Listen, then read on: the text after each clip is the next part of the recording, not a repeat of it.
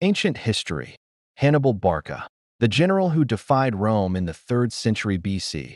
The Roman Republic faced its greatest enemy, not from the east, but from Carthage in North Africa.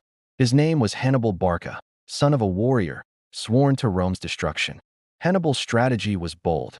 He led his army, tens of thousands of men, cavalry, and even war elephants, across the frozen Alps into Italy. It was a march so daring that Rome never thought it possible.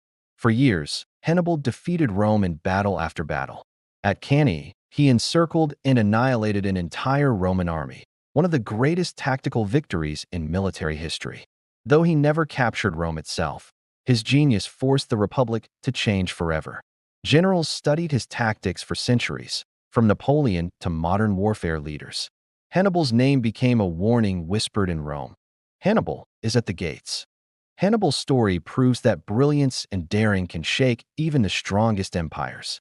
His legacy is not just of war, but of vision, the mark of a leader who challenged the impossible.